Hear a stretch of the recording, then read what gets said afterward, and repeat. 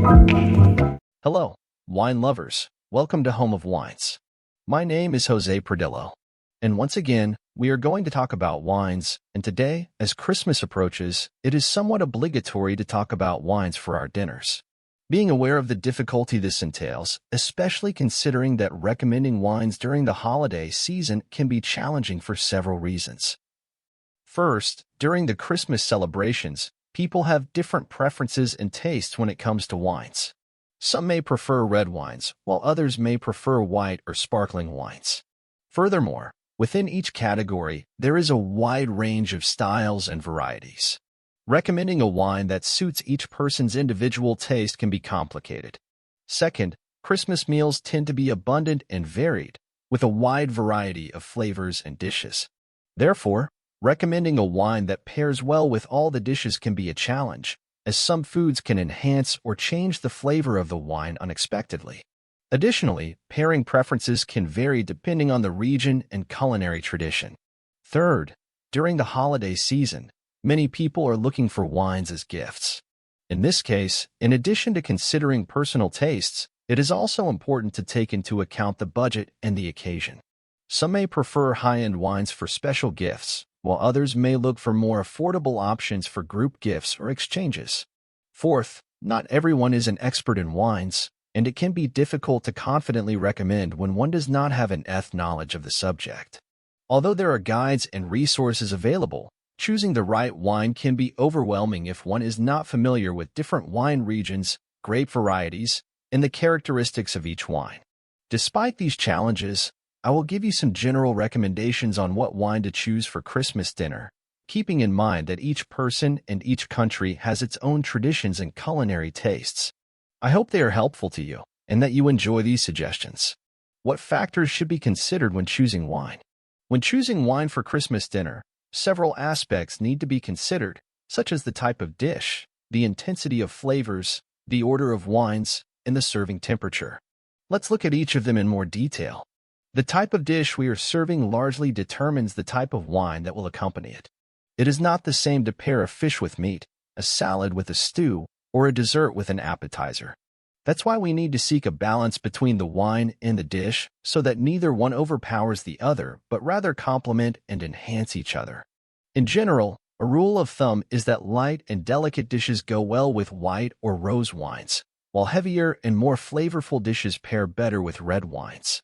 However, this rule is not foolproof, and other factors need to be taken into account, such as the sauce, dressing, cooking method, or accompanying ingredients of the main dish. For example, oven-baked fish with a tomato sauce can go well with a young and fruity red wine, while white meat with a creamy sauce can pair nicely with an aged white wine. The important thing is that the wine has the same intensity as the dish and does not overpower or overshadow it.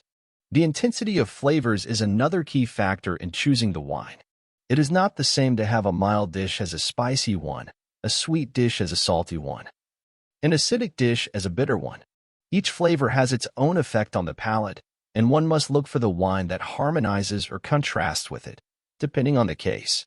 For example, spicy dishes pair well with sweet or semi-sweet wines, which soften the heat and refresh the mouth. Sweet dishes pair well with sparkling or fortified wines, which balance the sweetness and cleanse the palate. Salty dishes pair well with acidic wines or aged wines, which enhance the flavor and provide complexity. Acidic dishes pair well with fruity or floral wines, which mitigate the acidity and provide freshness. Bitter dishes pair well with smooth or rounded wines, which attenuate the bitterness and provide harmony. The order of the wines is another aspect to consider, as it is not the same to start with a wine than to finish with one, or to drink it on its own or accompanied by food. A logical progression must be followed, going from less to more, both in body and intensity, so that the palate does not become overwhelmed or bored. In general, the sequence can begin with a sparkling wine or a sherry, which are ideal for the apéritif and to stimulate the appetite. Then, a rose or white wine can be enjoyed, which are lighter and versatile and can pair with salads, appetizers, fish, or white meats. Afterwards, a red wine can be served, which is more powerful and structured and can pair with red meats, stews, or cheeses. Finally, a sweet or fortified wine can be enjoyed, which is perfect for dessert and the final toast. The serving temperature is another factor that influences the perception and enjoyment of wine. It is not the same to have a cold wine as a warm one, or a white wine as a red wine. Each wine has its optimal temperature, which enhances its aromas, flavors, and textures, and must be respected to appreciate it in all its splendor. In general, the rule is that white and rose wines are served colder than red wines, and young wines are served colder than aged wines. However, this rule also has its nuances, and one must consider the type of wine, alcohol content, acidity, sugar, and tannin. For example, a young and light white wine can be served between 6 and 8 degrees Celsius, while an aged and full-bodied white wine can be served between 10 and 12 degrees Celsius.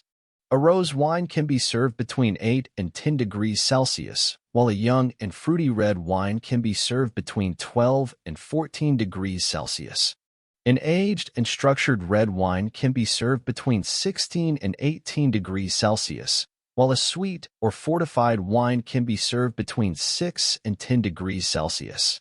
Now that we have seen the factors to consider when choosing wine, I will give you some specific recommendations of wines that you can find in the market, and that I believe can go well with any Christmas dinner, regardless of the menu you have chosen. These are the wines I suggest.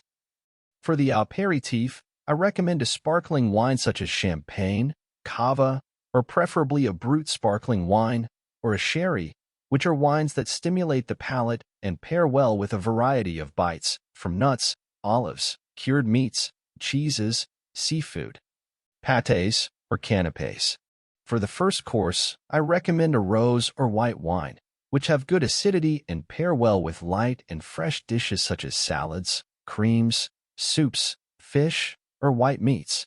For the main course, I recommend a red wine, which is fuller-bodied and structured, and pairs well with more substantial and flavorful dishes such as red meats, stews, roasts, or aged cheeses. For dessert, I recommend a sweet or fortified wine, such as Port Old Tawny or Pedro Jimenez, a Sauternes, an ice wine, or a Tokaji, which are wines with a high sugar and alcohol content, and pair well with sweet and creamy dishes such as cakes, ice creams, fruits, or chocolates. These are my recommendations on which wine to choose for Christmas dinner. I hope you like them and put them into practice. Remember that the most important thing is to enjoy the wine and the company, and not to obsess over the rules, but rather adapt them to your taste and budget. What matters is the pleasure of sharing a glass of wine with your loved ones and celebrating life. Cheers! If you enjoy this type of content, leave us your opinion in the comments. And I invite you to learn more about wines from our website hogardevinos.com.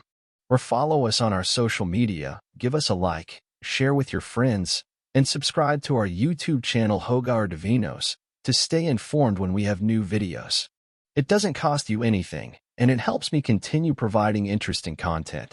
And remember, wine is appreciated more when it is better understood. Thank you. Until next time.